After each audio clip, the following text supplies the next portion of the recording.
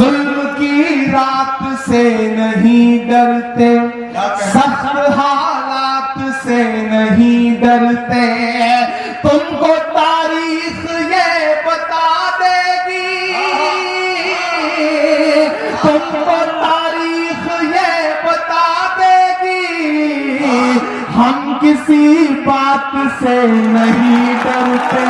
استقبال ہے ناظرین آپ سبھی کا یار مشاعرہ میڈیا میں آپ کے ساتھ محمد ارشاد۔ آئیے دوستو سنتے ہیں عمران پرتاپ گڑھی کی ایک بہترین نظم۔ اس سے پہلے ایک شاعری سنا دو۔ ختم ہو گئے ان لوگوں سے بھی رشتے جن سے مل کر لگتا تھا یہ زندگی بھر ساتھ دیں گے۔ آئیے سنتے ہیں عمران پرتاپ گڑھی کی نظم۔ تو آپ سے گزارش ہے ویڈیو کو لائک کیجیے اور چینل کو ضرور سبسکرائب کیجیے۔ رات سے نہیں ڈرتے، سخت حالات سے نہیں ڈرتے، ظلم کی رات سے نہیں ڈرتے، سخت حالات سے نہیں ڈرتے، تم کو تاریخ یہ بتا دے گی،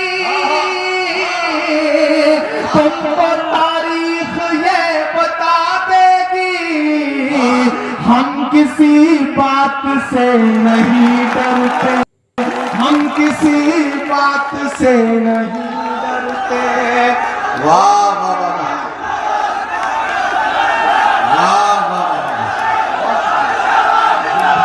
واہ واہ واہ، ظلم کی رات سے نہیں ڈرتے، سخت حالات سے نہیں ڈرتے، تم کو تاریخ یہ بتا دے گی،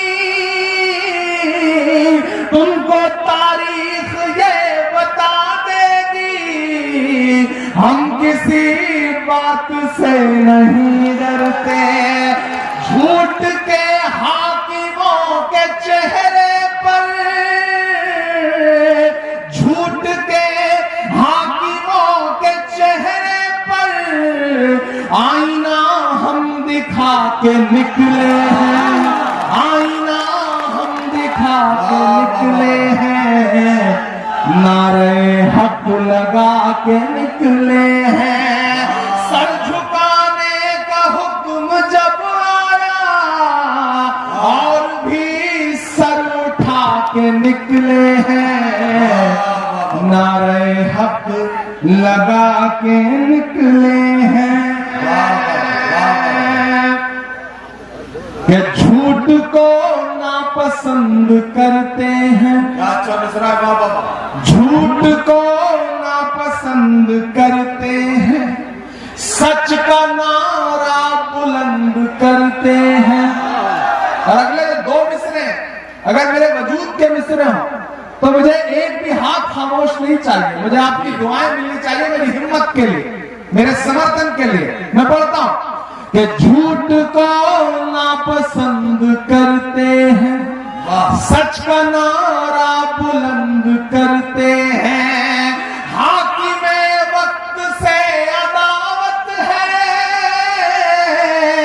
حاکم وقت سے عداوت ہے، وہ ہمیں کم پسند کرتے ہیں، وہ ہمیں کم پسند کرتے ہیں،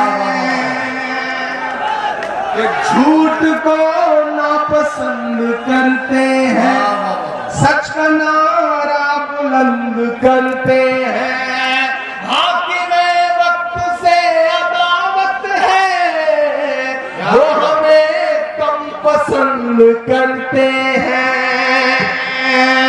ان اندھیری سیاہ راتوں میں، ان اندھیری سیاہ راتوں میں ایک دیا ہم جلا کے نکلے ہیں، نعرہ حق لگا کے نکلے ہیں، سر جھکانے کا حکم جب آیا، سر جھکانے کا حکم جب آیا اور بھی سر اٹھا کے نکلے ہیں، نعرہ حق۔ آئیے دوستو نظم سننے کے بعد نداء منبر و محراب کتاب سے سنتے ہیں۔ مقام اور کیفیت بھی مقرر ہے، موت جہاں لکھی ہے جس حالت میں لکھی ہے، جس وقت لکھی ہے، جس سبب سے لکھی ہے، آ کر رہے گی۔ موت سے بھاگنے والا انسان خود چل کر اس مقام تک جا پہنچے گا جہاں اسے موت آنی ہے۔ وہ خود ایسا سبب اختیار کرے گا جو اسے موت کی وادی میں پہنچا دے گا۔ مجھے ایک بااعتماد ساتھی نے بتایا کہ یہاں کراچی میں ایک جگہ 5 منزلہ عمارت تعمیر ہو رہے تھے۔ ایک مزدور 5ویں منزل سے نیچے آ گرا، لیکن خدا کی شان کہ اسے کچھ بھی نہ ہوا، یہاں تک کہ وہ نیچے سے اپنی ٹانگوں پر چل کر اوپر جا رہا۔ وہاں اس کے ساتھیوں نے اس کے حیرت انگیز طریقے سے بچ جانے پر خوشی کا اظہار بھی کیا اور اس سے مٹھائی کا مطالبہ بھی کیا۔ ٹھیکیدار نے اپنی جیب سے اسے 50 روپے دیے اور کہا کہ مٹھائی لا کر اپنے دوستوں میں تقسیم کرو۔ وہ خوشی خوشی مٹھائی لینے جا رہا تھا کہ سڑک پار کرتے ہوئے ایک گاڑی نے اسے ٹکر ماری اور وہیں اس کا انتقال ہو گیا۔ اس مزدور کی موت چونکہ گاڑی کے ایکسیڈنٹ سے طے شدہ تھی، اس لیے 5ویں منزل سے گرنا بھی اسے کچھ نقصان نہ دے سکا، لیکن عبرت کی بات یہ ہے کہ اتنے بڑے حادثے میں بچ جانے کے باوجود وہ موت سے نہ بچ سکا۔ ایک سادھو کی منڈلی میں کسی نے کہا کہ والی جے پورا راجہ امر سنگھ تو مر مر کے بچے ہیں۔ سادھو نے کہا، بچہ بچ بچ کے مرے گا، آخر کب تک بچے گا؟ یہ یہاں کیوں بیٹھا ہے؟ ایک دن حضرت سلیمان علیہ السلام کے پاس ملک الموت آدمی کی شکل میں ملاقات کے لیے آئے۔ اس وقت حضرت سلیمان علیہ السلام کا وزیر بھی بیٹھا ہوا تھا۔ ملک الموت نے اس وزیر کی طرف کئی مرتبہ غور کے ساتھ دیکھا۔ جب ملک الموت چلے گئے تو وزیر نے حضرت سلیمان سے پوچھا، یا حضرت یہ کون شخص تھا؟ حضرت سلیمان نے فرمایا، عزرائیل علیہ السلام۔ وزیر نے کہا، مجھے کئی بار عزرائیل علیہ السلام نے گھورا، اس سے مجھ کو بڑا خوف پیدا ہوا۔ آپ ہوا کو حکم دیجیے کہ مجھ کو بوماس کے جزیرے میں پہنچا دے۔ حضرت سلیمان نے ہوا کو حکم دیا اور بات کی بات میں وزیر ہوا کے گھوڑے پر سوار کئی ہزار کوس جزیرہ بوماس میں جا داخل ہوا۔ جو ہی ٹاپو میں قدم رکھا، عزرائیل موجود ہوئے اور وزیر کی روح قبض کی۔ کئی روز بعد پھر عزرائیل حضرت سلیمان کی خدمت میں گئے اور حضرت سلیمان نے اپنے وزیر کا قصہ بیان کیا۔ عزرائیل نے عرض کیا، اس روز جو میں اس شخص کی طرف بار بار دیکھتا تھا، اس کی یہی وجہ تھی۔ میں حیران تھا کہ اس کی مدت حیات پوری ہو چکی ہے اور 2 گھڑی بعد جزیرہ بوماس میں مجھ کو اس کی روح قبض کرنے کا حکم ہے۔ یہ یہاں کیوں بیٹھا ہے؟ نتیجہ یہ کہ انسان کا خمیر جہاں کا ہے وہیں اس کو مرنا ہے۔